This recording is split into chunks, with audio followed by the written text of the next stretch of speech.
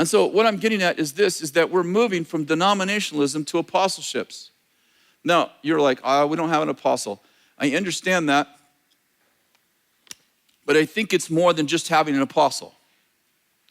And by the way, if you're here, you're being influenced by an apostle. That wouldn't be me, but it would be Bill. So, in denominationalism, the way you get authority is by being the most,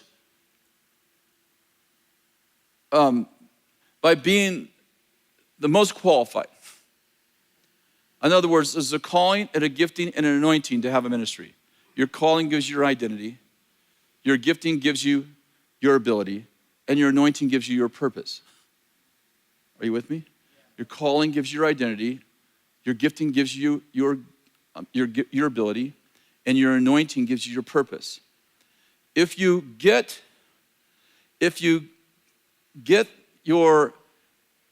authority, if you become the leader because you're the most gifted, you're the most qualified, the challenge with that is anyone who gets more qualified is a threat.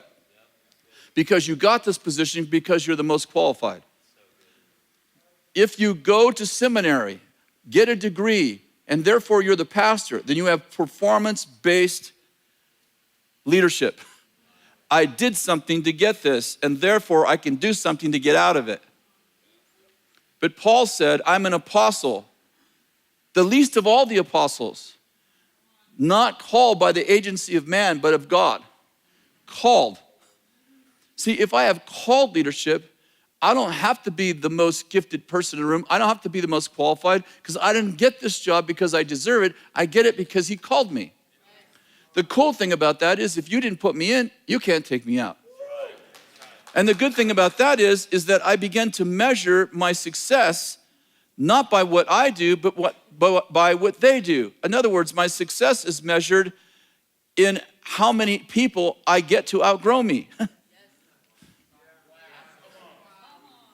I'm simply saying people come here from all over the world and they see all the methods that we do and they go home and try to create the methods. And I'm like, if you don't move from denominationalism to apostleships, the students, as the students get better and better, stronger and stronger, you get the idea, more and more anointed and gifted, the more threat they are to the leadership. And you won't even realize it, but the very structure of denominationalism actually works to actually decrease people. But in fatherhood and motherhood, we measure our success by the sons and daughters that outgrow us.